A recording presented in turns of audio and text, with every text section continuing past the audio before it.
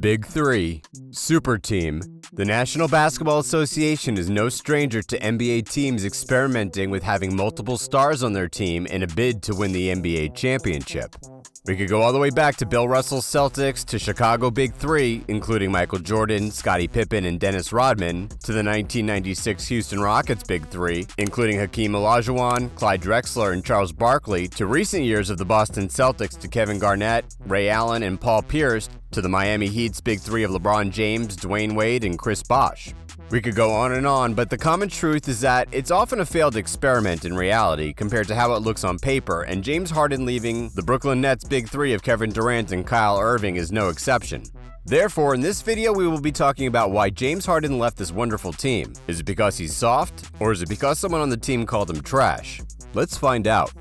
The NBA superstar and NBA 75 member James Harden is no doubt one of the best shooting guard, point guards to ever grace the NBA, and is no stranger to being part of a super team, as he was a member of the Oklahoma City Thunder's Big Three, including Kevin Durant and Russell Westbrook. He had several star pairing when he was on the Houston Rockets roster, including Chris Paul, Dwight Howard, and Russell Westbrook again before his Brooklyn Nets Big Three, but sadly they've all turned into a failed experiment, and now he's joined Joel Embiid on the Philadelphia 76ers. What could possibly go wrong, as he has left all three franchises on controversial circumstances?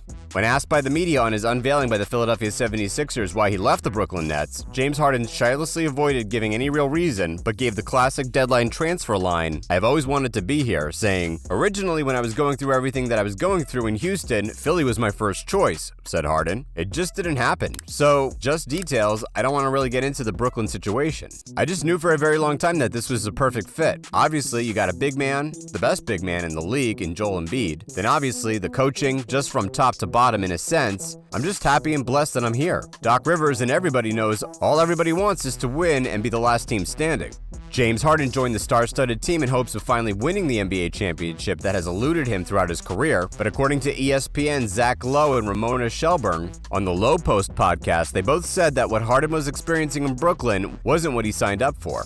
The idea was, you're going to win a championship and be part of a three-headed monster super team, Shelburne said, and mostly what he's found is it's kind of still on him all the time, either because Kevin Durant's hurt or Kyrie Irving's out because of the vaccination status, his part-time player status. James Harden spent a season and a half with the Brooklyn Nets, but just like the fans, it wasn't much to remember as the supposed Big Three got to play only 16 times. It was plaguing with Kevin Durant's incessant injuries and back-to-back seasons, and Kyrie Irving's vaccination dilemma with the New York vaccine decree. More so, another offensive star on the team, Joe Harris, was also struggling with injury, so much of the work was placed on James Harden. There were rumors that Kyrie Irving and James Harden had a fallout during one of their practices, and Kyrie Irving had called James Harden trash. It was even referenced by Stephen A. Smith, an American sports television personality on ESPN, and the former basketball player Kendrick Perkins, but the rumors now have been long debunked to be false, but that didn't stop ESPN's Zach Lowe on insisting that Kyrie Irving's part-time role, due to him not being allowed to play home games in Brooklyn according to the New York vaccine decree, played an important role in James Harden leaving the Brooklyn Nets organization.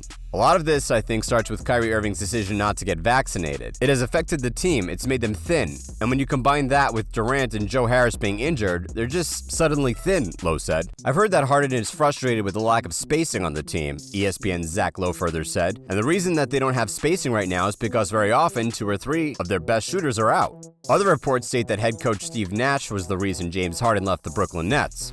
An NBA insider for Bally Sports, in the person of Brandon Scoop B. Robinson, went on Straight Fire with Jason McIntyre, a radio show part of Fox Sports, to say, "The two of them are cool, Harden and Irving. I could say that on record. The issue was Steve Nash and James Harden, because last year when James Harden was playing for that team, even though Steve Nash was the head coach, he was playing within the Mike D'Antoni system, and this was Houston all over again. The season playbook shifted much, and that's not a Mike D'Antoni system anymore."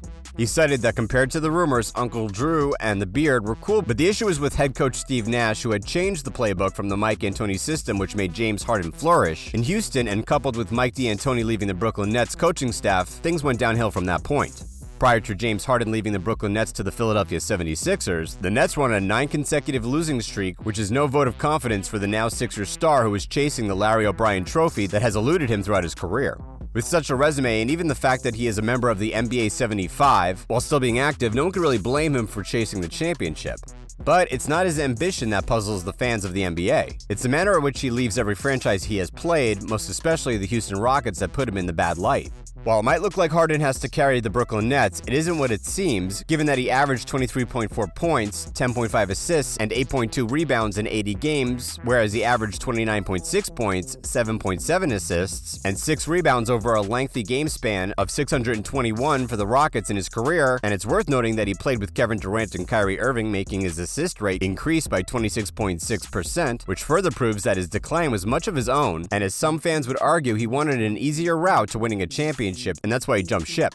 More so, he was never forced to play independently. In fact, last season, James Harden played 44 regular season games with the Nets, and Kyle Irving played in 27 of those games while Kevin Durant played in another 11. This season, despite Durant's incessant injury, he has played 32 of James Harden's 44 games, while Kyrie Irving has played 8 more, so the argument that James Harden had no help is a tad exaggerated given the depth of that team, which also includes LaMarcus Aldridge, Joe Harris, and Blake Griffin. Most teams would die to have such a lineup, therefore the spacing rumor is quite absurd given that the Brooklyn Nets could actually do away with having all big three at the same time. Similarly, his injury status could have fueled his desire to leave the Brooklyn Nets, as at some points like the match against the Boston Celtics on February 9th, just like Durant and Kyrie, he wasn't available as he missed the third straight game with left hamstring tightness, and it was unclear when he would even return to the court. "I think he's still doing his strengthening," Steve Nash said. "He'll do court work, but I think taking the wheels off and exploding is still something that he wants to cover. So when he shoots, he still looks like James. But as far as like changing ends and accelerating and all that stuff, I think it's being conservative right now to continue to regain that strength, that there's a deficit right now. Just to be safe and to look long-term. There's no point of us risking a big patch of the season for him to be back where he was last year for long stretches." So with Harden getting sidelined and the Brooklyn Nets, who are already playing without Kevin Durant, sprained MCL, Kyrie Irving, who can't play in home games because of the New York COVID-19 vaccination requirement, Joe Harris, ankle injury, LaMarcus Aldridge, sprained ankle, and Nick Claxton, hamstring tightness, the fear of missing out on the playoffs just because he wasn't available could have been what motivated him to leave the Brooklyn Nets' Big Three. The Philadelphia 76ers, meanwhile, made a tempting offer and well-suited escape plan to James Harden, as it was certain that they were going to make the playoffs, and offered him a chance to pair with an MVP candidate in their center power forward, Joel Embiid, offering him a chance to be their lead ball handler. The Sixers had initially shown great interest in James Harden when he requested to be traded by the Houston Rockets, but he landed in Brooklyn, and a year and a half after with the Nets, they were back again ready to offer Ben Simmons, Seth Curry, Andre Drummond, and 2 first-round draft picks just to get him. The Philadelphia 76ers offered familiarity for Harden, as Sixers president of basketball operations Daryl Morey, who oversaw the trade that brought James Harden to the Rockets in 2012. They worked together for 8 more years, and Harden asked out of Houston shortly after Morey resigned. Harden is also close friends with the 76ers co-owner Michael Rubin. This would be another reason he left the Brooklyn Nets to join the Philadelphia 76ers. James Harden is a basketball player who is not unknown for leaving a franchise controversially, but while his reasons for leaving have always been obvious and oftentimes justified, but his reasons for leaving one of the greatest offenses ever assembled in NBA history are unknown to many, yet known only by him. Tell us what you think in the comments section. We hope you enjoyed this video, and if you did, remember to like it, share it, and subscribe to our channel if you haven't done so already for more NBA content. See you next time.